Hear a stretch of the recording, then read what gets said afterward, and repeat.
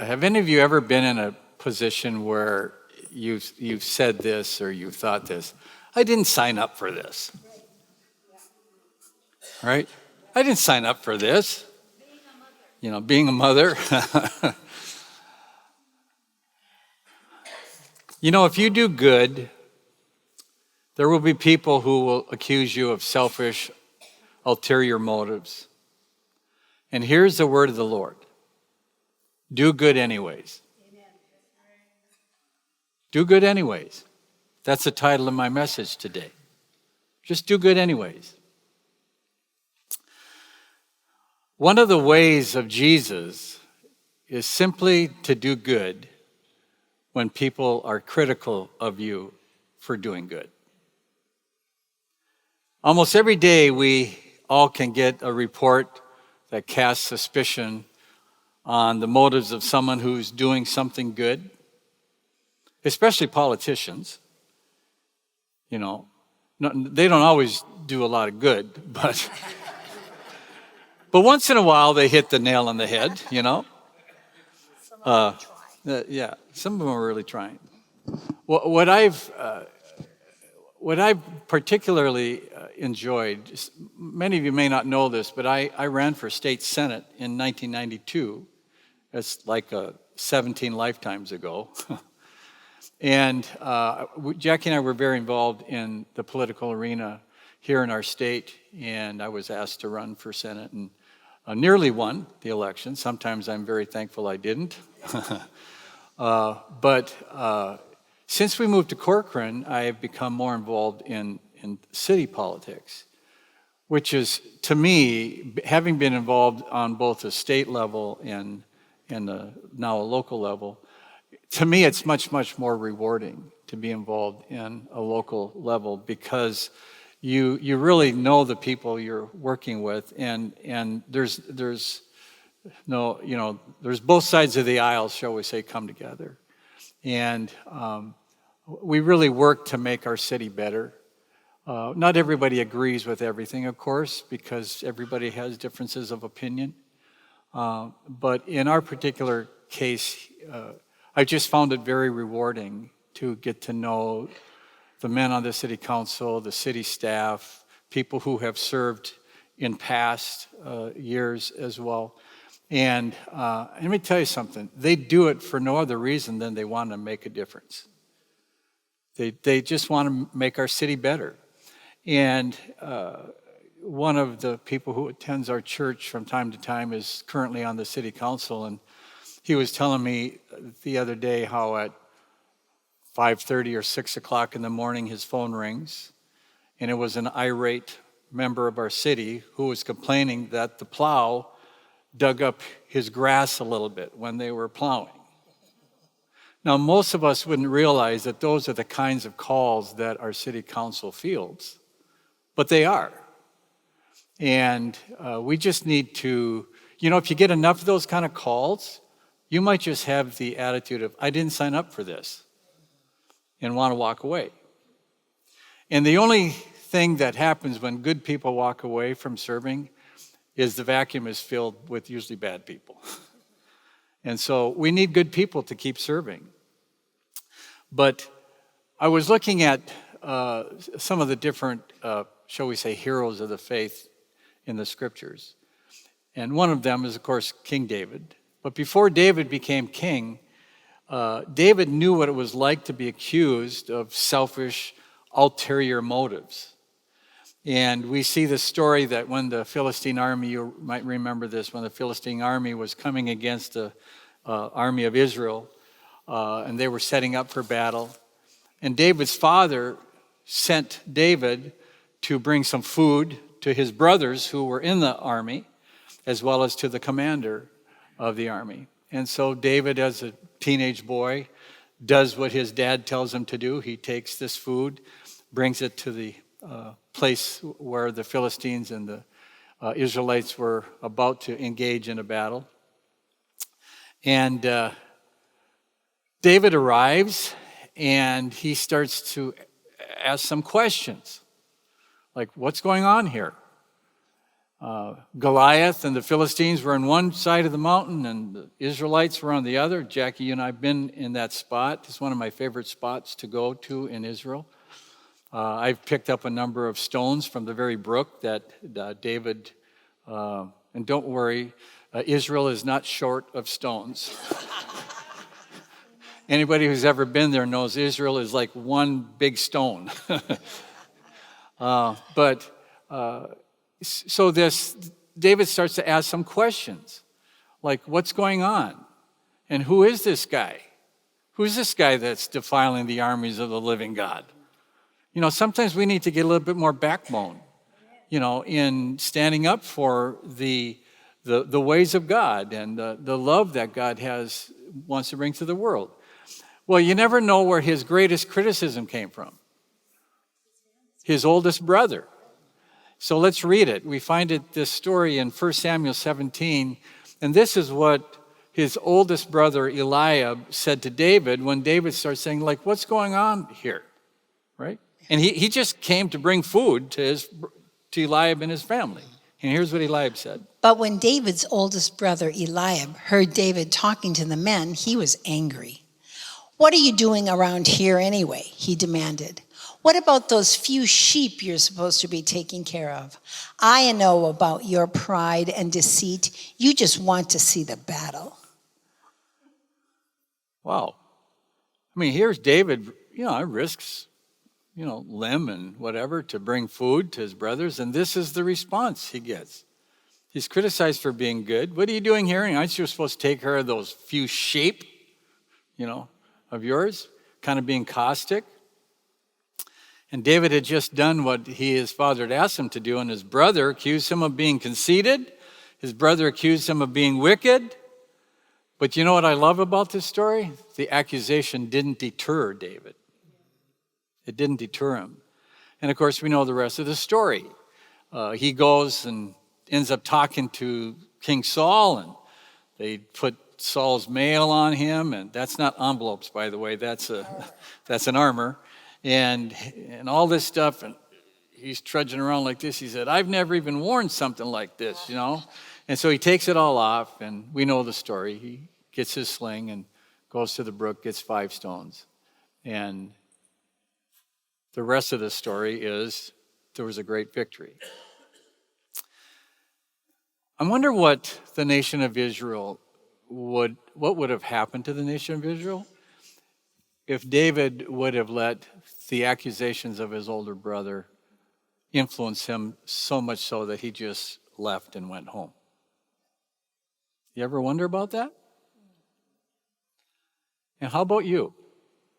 When someone accuses you of misconduct and being conceited or selfish, or you have ulterior motives for wanting to do something, you're just trying to get attention, and putting you down for doing something good. Years later, David has now become king. And this is maybe a little bit less well-known story than the story of Goliath. But David had a son, his name was Absalom. And Absalom created an insurrection against his own father to try and take over the nation of Israel. He wanted to become king. And he raised up an army to seize the throne from David. David could see proverbially or metaphorically the handwriting on the wall. He could see this pretty large army that had gathered against him from within. I think he was troubled too that he didn't want to kill his own son. And so David actually fled Jerusalem with many of his officers or officials. And he was accosted by someone from the clan of Saul. And we read that in 2 Samuel 16, 5-8. So as David is leaving Jerusalem, he comes to this place called Bahurim, and this man came out and began to curse at him. And let's read it. It's in 2 Samuel 16, 5-8. As King David came to Bahurim, a man came out of the village cursing them. It was Shimei, son of Gera, from the same clan as Saul's family. He threw stones at the king and the king's officers and all the mighty warriors who surrounded him. "Get out of here, you murderer, you scoundrel," he shouted at David. "The Lord is paying you back for all the bloodshed in Saul's clan. You stole his throne, and now the Lord has given it to your son Absalom. At last you will taste some of your own medicine, for you are a murderer." Now, we all know the story here. David didn't murder Saul. Saul and Jonathan died in battle, not against David, but against a foreign country. And yet, this guy was from the clan of Saul. He was angry, he was jealous. And none of the things that this man was saying was true. David actually had been very loyal to Saul, hadn't he? He had the opportunity to take his life in the cave of Adullam and other places, and he refrained from it. One time he cut off part of the robe of Saul when he was sleeping in the cave. And David felt just so guilty about that, right? And yet Saul was the one trying to take his life. He cut that robe off just to be able to show Saul how close he was to him and how he didn't take his life. That's right. So now here's this guy from the clan of Saul who's accusing David of being a scoundrel, a murderer. You stole Saul's throne. All false, wrong accusations. And I find it quite intriguing, the response of David. We see it in 2 Samuel 16, verses 12 and 13. And here is what David said. "O God, whom I praise." No, that's not. Oh, I'm sorry. 2 Samuel. Thank you. No. "And perhaps the Lord will see that I am being wronged and will bless me because of these curses today." Perhaps the Lord will see that I'm being wronged and will bless me because of the curses today. Now, I'll tell you what I would have done. God, you see what this guy's doing to me? Get him. Wouldn't we? Right, Di? Okay. Let me just step back, just in case you're a little broad with this lightning bolt that's about to come. That's really what would probably be in our hearts. But David says, perhaps the Lord will see that I'm being wronged and will bless me because of these curses today.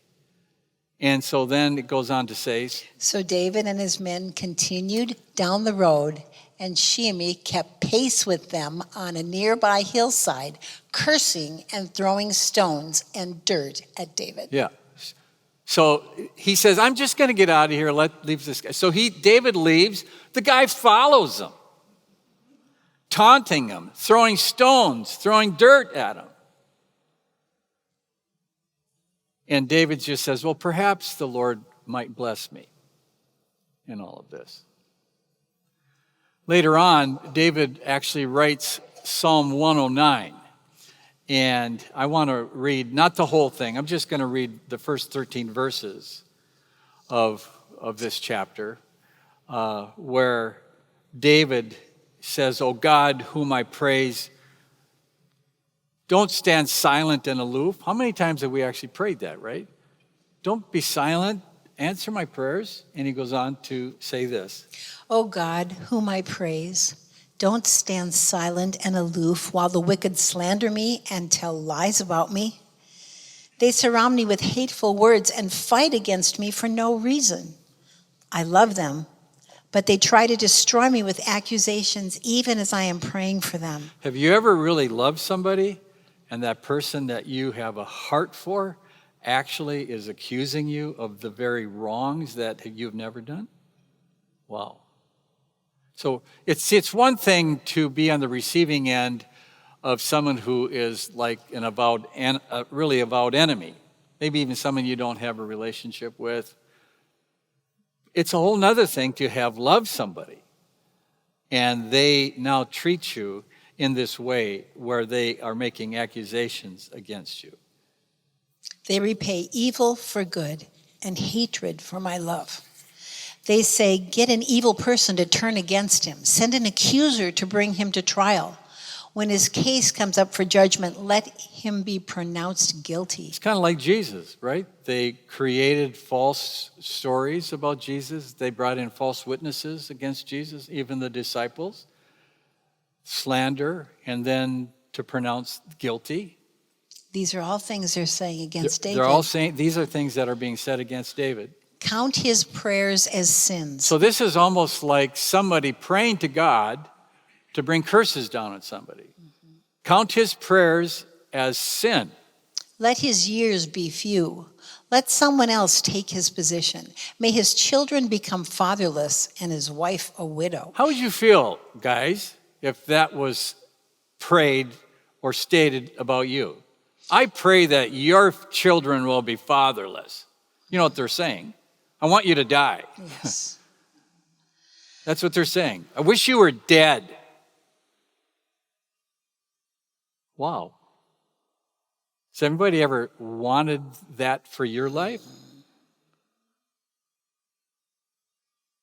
May his children wander as beggars and be driven from their ruined homes. So it's not only bad enough that they want this guy to die, but they also want his children to wander as beggars in the land. May creditors seize his entire, they just went over everything. Yeah. May creditors seize his entire estate and strangers take all that he has earned. They were bitter. Let no one be kind to him. Let no one pity his fatherless children. May all his offspring die, and may his family name be blotted out in the next generation. So I can honestly say that even though through the years there have been people that have talked against me and be critical of me, what I've experienced pales. I mean, this is much worse than what I've ever experienced, isn't it? I don't know if it's as bad as you've experienced, but I've never experienced anything like this. And here's David's response. We see it in verses 26 and 28. Help me, O Lord my God. Save me because of your unfailing love. Let them see that this is your doing, that you yourself have done it, Lord. Let them curse me if they like, but you bless me. He doesn't say, make them stop cursing me. He said, let them curse me if they want to. Let them do it. But you just bless me. When they attack me, they will be disgraced. But I, your servant, will go right on rejoicing. Well, so his determination is this. Regardless of what they say about me, in spite of this horrific stuff that was said, I am going to go right on rejoicing in you, Lord. I'm not going to let what they say about me get me to start either believing it or thinking it's true or let it affect my emotions. I'm not going to let it take root in my heart. Now listen, we all have been designed by God to work in two ways, to love and to be loved. And when we're not loved, we can start to feel bad, can't we? We can start to feel sorrowful, even depressed. But the answer that Jesus brings to all of us is we can have the most horrific beginnings to our life. We can have parents that abandon us. We can have terrible teachers in school. We can have become the victims of abuse. We can suffer all these terrible things that nobody should wish on anybody. But when Jesus comes into our lives, he is the divine equalizer. He's the one that makes all these things go away if we allow him to, and makes our life right. None of us start at the starting line equally. That's just not life. Some people get a head start on others. That's just life. But Jesus is the divine equalizer. He can take our lives, no matter how far behind we started, no matter how abused we have been, no matter how sorrowful a life we've had, how many things go wrong in our lives, how many people have put curses over us. When Jesus comes into our lives, he is the divine equalizer. He's the divine equalizer. And that's why, let's clap for that. And that's why That's why he is the hope. That's why Jesus is the answer for the world today. Oh, yes. And can I say something? Yes. And he's our healer. When we pray healing, healing, healing, I think so much about the deep heart healing. He's our healer. He heals our emotions. He heals our memories. He heals our lives, our souls. He is our healer. That's right. That's Yes. right. That's right. Jesus was accused of selfish behavior. Can you imagine that?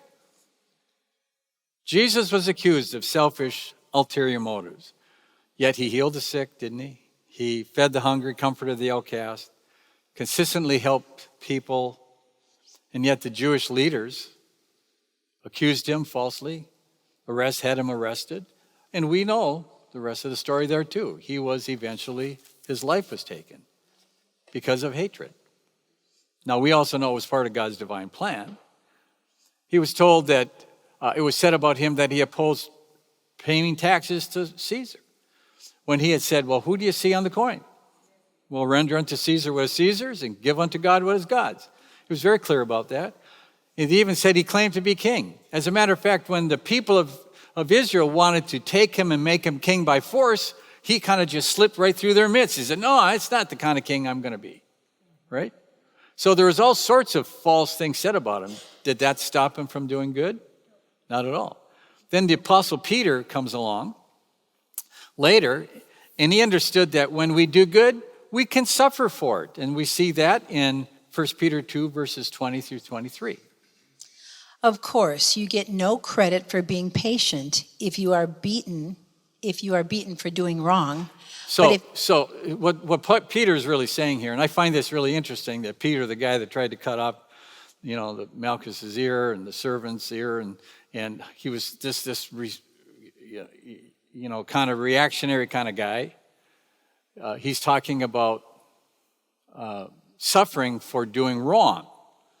And he says, you don't get any credit if you're patient for suffering when you do wrong. Because basically, you deserve what you're getting when you do wrong, right? But he goes on to say this. But if you suffer for doing good and endure it patiently, God is pleased with you. For God called you to do good, even if it means suffering, just as Christ suffered for you. He is your example, and you must follow in his steps. He never sinned, nor ever deceived anyone.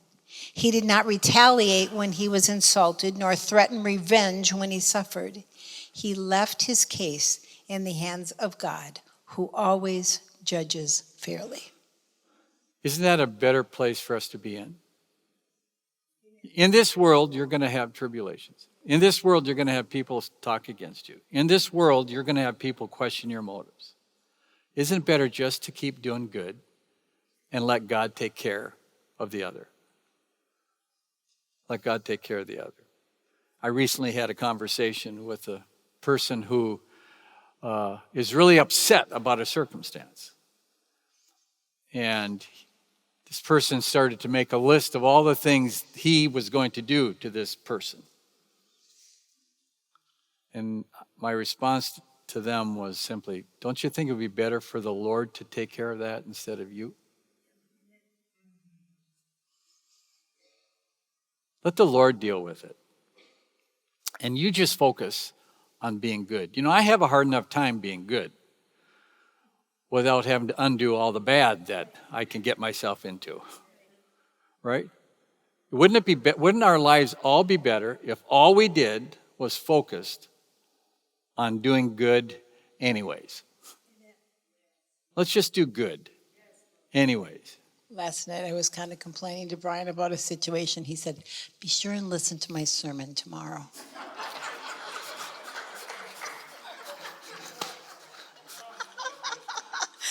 Thank you, dear. You're welcome. You are welcome. Judgment begins in the home, I guess, right? So then Peter goes on to say this in chapter 3, verses 13 through 17. Yes. That's all right. Now, I'm listening so well. now, Now, who will want to harm you if you are eager to do good? so that's a good question. Like, who would ever stop somebody from doing good, right? Who would want to hurt you for doing good? And I think the answer to that question is not very many people. Most people are going to be okay with you doing good. Most people are. However, Peter says this. But even if you suffer for doing what is right, God will reward you for it. Yes. So don't worry or be afraid of their threats. Instead, you must worship Christ as Lord of your life. And if someone asks about your hope as a believer, always be ready to explain it. But do this in a gentle and respectful way. Keep your conscience clear.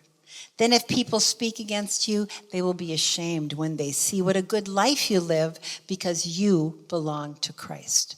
Remember, it is better to suffer for doing good, if that is what God wants, than to suffer for doing wrong. So if I can't promise you that you'll never suffer. But if you're going to suffer, suffer because you did good, not because you did bad. Right? Isn't that good advice? Just, I can't promise you that you'll never suffer. We live in a fallen world. The reality of our world is that everything is not fair. That's why we sometimes cry out for justice, right? And the fact of the matter is, there are some things that will never achieve justice in this life. Even if you go back to an Old Testament standard. So, for example, the old eye for eye type of thing. Or if you take a person's life, then your life needs to be forfeited. And that was thought of as to be justice. But what if you took 3 people's lives? How could you ever have justice? You can't. And I think that the better desire for us, not that we shouldn't try to fight for justice or to bring justice. We should, especially through our lives. We should always seek to treat people justly. Just what the prophet Micah said. "O Lord, what does the Lord require of you? But to do justly, to love mercy, and to walk humbly with our God." And so I'm not saying that justice isn't something that we shouldn't seek and try to cultivate. It is. But let's not deceive ourselves. If somebody killed my son and they were executed for it, I probably wouldn't feel, okay, I'm fine now. There is only one place where justice will ever fully be met, and that's in eternity. That's in eternity. And we need to put our eggs in that basket and live a life of being good, live a life of being a follower of Jesus. Being good or doing good anyways is one of the ways of Jesus. Sermons that Pastor Jeff and Pastor Robert and I are trying to bring to you, starting a number of months ago and probably throughout the rest of this year, are the ways of Jesus. And this is one of the ways of Jesus, is to do good anyways. Even when we don't feel like it, even when we've been treated unfairly, even when the world seems to be against us. Let's figure out, how can I do good in this situation? How can I take the high road in this? I think about Jesus. When he was accused, he was silent. Yes. He didn't try to defend himself. And what do we want to do? As soon as somebody says something, I get a word, somebody's saying this, I want to defend myself. I want to try to fix it. It's unfixable. Yeah. But I thought of that verse. The Lord is our defense, and the Holy One of Israel is our King. Yeah. And we have the best defender. That's right. That's right. In the universe, and he is our defense. Lord, help me to just be silent, like Jesus. There's a kind of a saying in the judicial system, and that is if you defend yourself or your attorney, you're what? You're a fool. Only a fool goes to court and defends themselves. You hire a good defense attorney if you go to court. Well, wouldn't it be better to let God be our defense than for us to be our defense? Yes. If we become our defense, I think we're foolish. If we let God become our defense, he knows how to take care of what belongs to him. And you belong to him in a good way. And when my heart is right before him, I please him. And who do I want to please him more than anybody. That's right. Yes. So the Apostle Paul weighed in on this, and we'll just finish with this. In Galatians chapter 6, verses 9 and 10, Paul says this to the churches of Galatia. So let's not get tired of doing what is good. Some of you, have you gotten tired of doing good? I'm tired of having, I don't want to do it anymore. All right. And here's this verse from Galatians 6, verse 9 that Paul wants to encourage us with. And he says, so let's not get tired of doing what is good, because at just the right time, we will reap a harvest of blessing if we don't give up. What are we going to get? A harvest of blessing. A harvest of blessings. I like that. Not just one little carrot pulled out of the ground of blessing, a harvest of blessing. Mm-hmm. Therefore, whenever we have the opportunity, we should do good to everyone. So how many people are everyone? Everyone. All people. Okay, so whenever we have the opportunity, do good to everyone. You know, it's amazing. It's amazing what goes through people's minds. So I was going to, forget, it was a store, a food place. I think it was Leon Chin's, but I can't remember. And I'm walking, and this guy's walking with his wife. And I could just see what was going through their minds. Who's going to get to the door first? Right? So I kind of rushed up to the door and then opened it for him and said, go ahead, you know?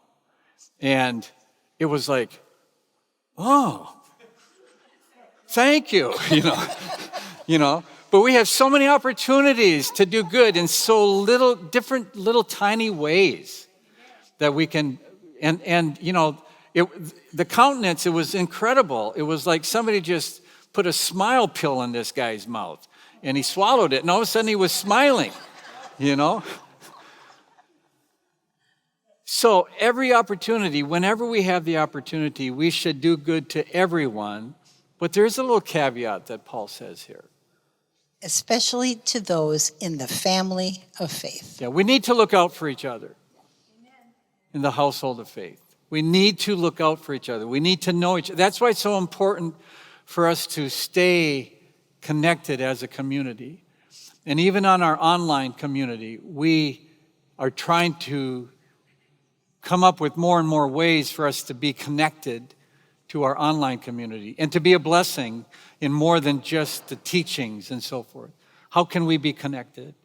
And in our in-house family of faith, it's really important that we think of ways and are conscious of how to be intentional about doing good to each other. When we are intentional to do good always, there is a joy and a peace.